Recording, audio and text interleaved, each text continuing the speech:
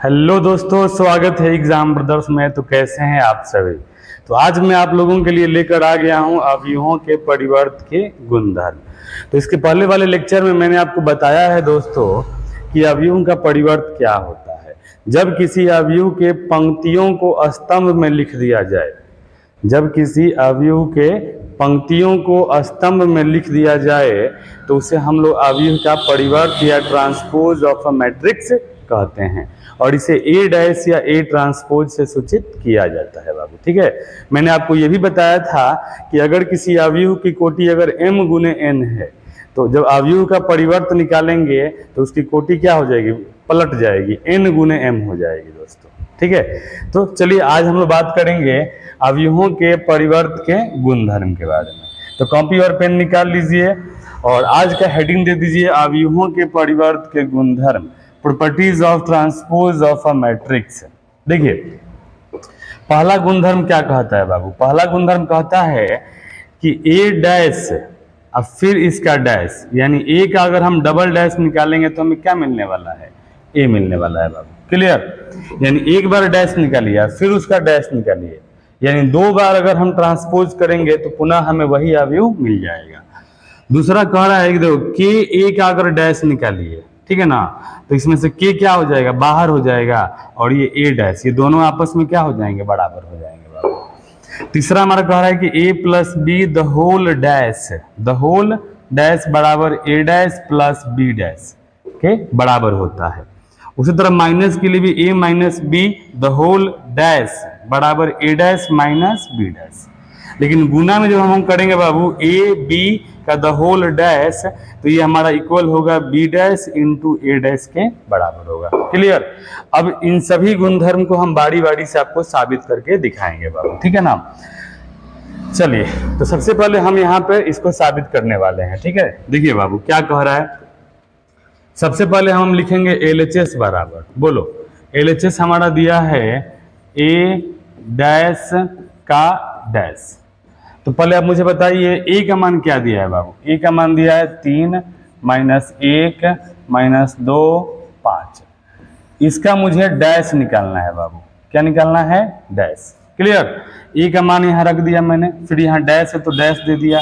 अब फिर कह रहा है ना कि इसका डबल डैश करिए बाबू, डबल डैश। अब डैश का मतलब होता है ना कि पंक्तियों को स्तंभ में बदलना है, तो बोलो इस पंक्ति को स्तंभ में बदलेंगे, तो यानी इस डैश का मतलब हुआ कि इसका परिवर्त निकालिए।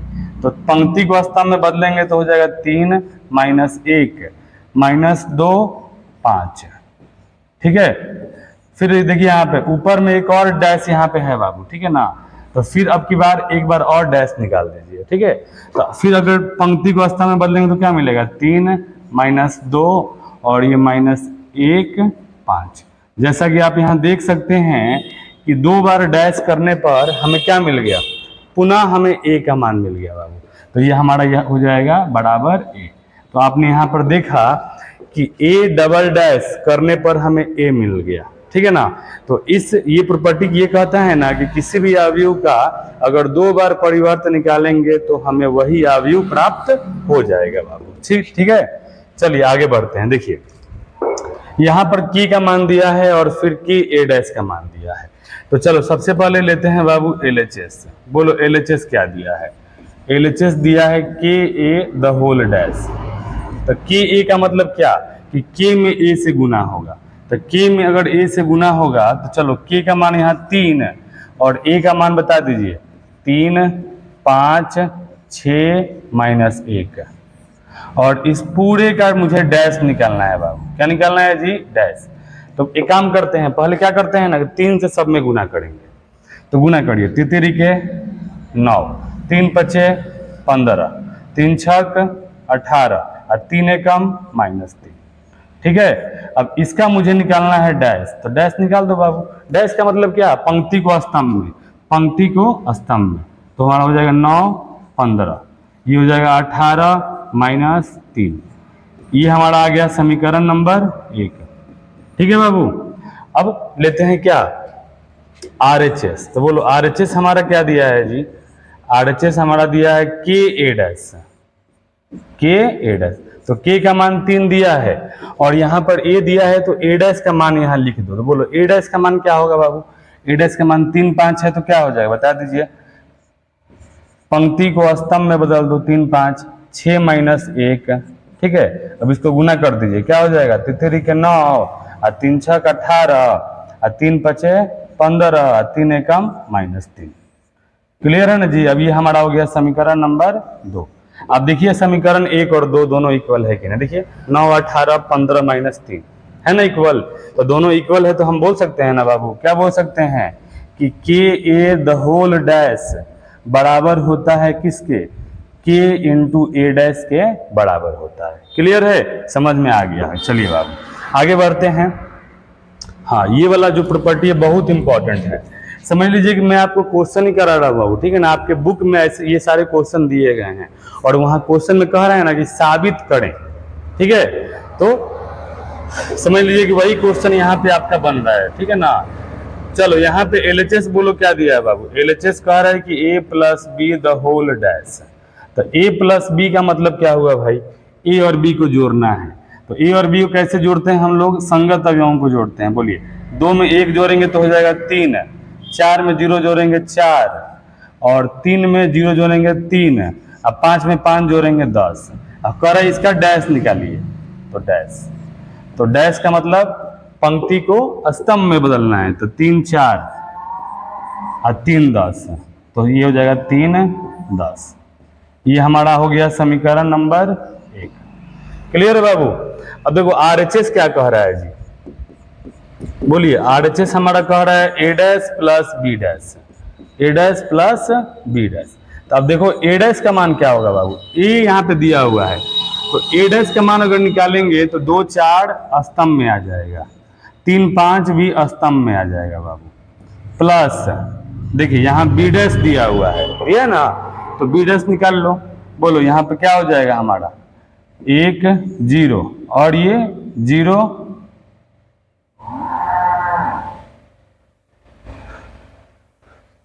ये हमारा क्या हो जाएगा बता दीजिए आप ही लोग बाबू? ये 0 5 हो जाएगा। क्लियर? अब इसको अगर हम हल करेंगे तो क्या मिलेगा हमें? इसको अगर आप हल करेंगे, जोड़ेंगे तो क्या मिलेगा बता दीजिए?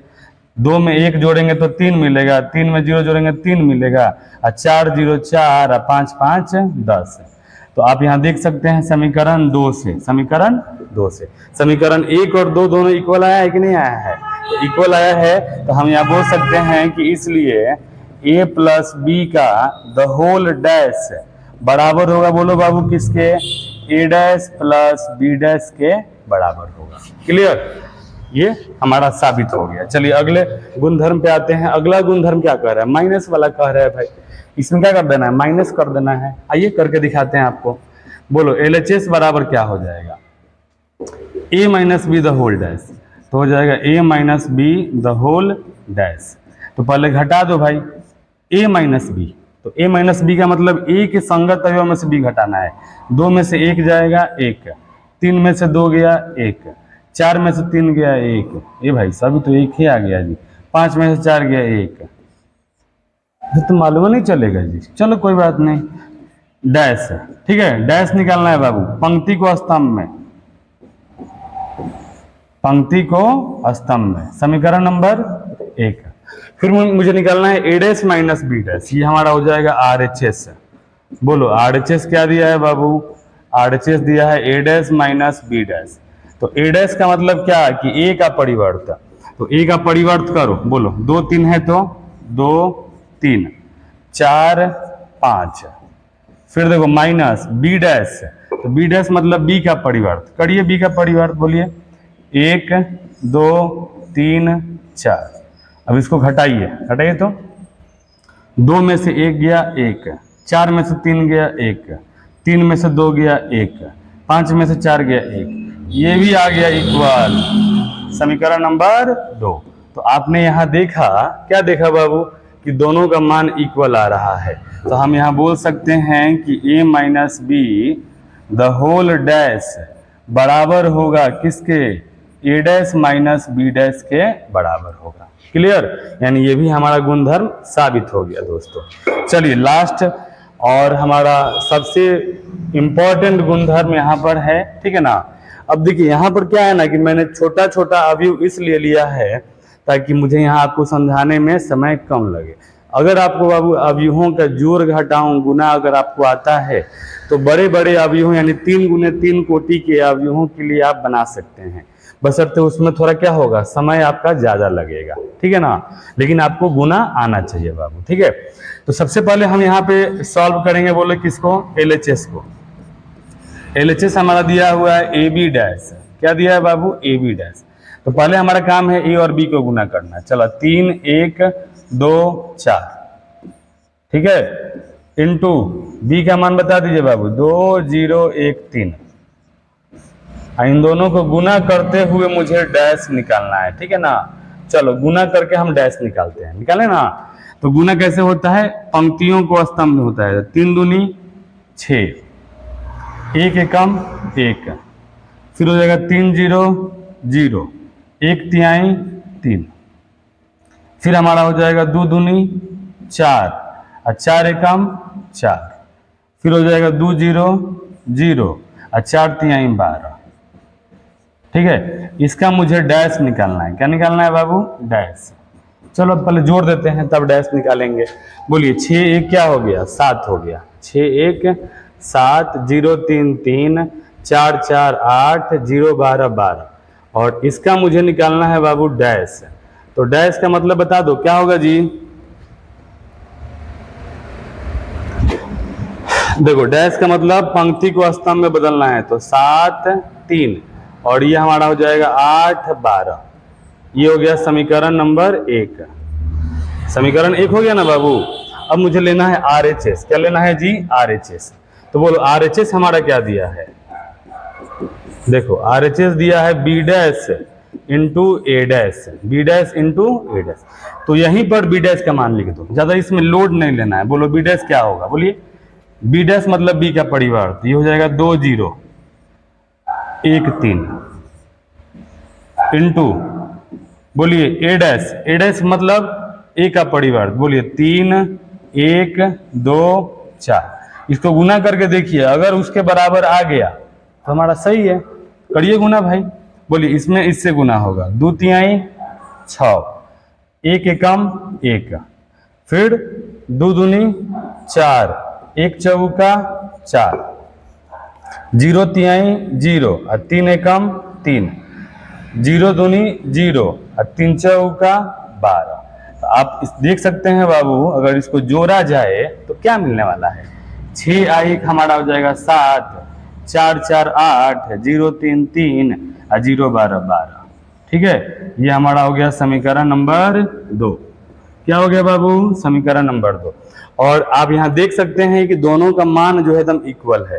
तो इक्वल है तो हम बोल सकते हैं कि इसलिए AB dash, AB the whole dash बराबर होता है B dash into A dash, ठीक है।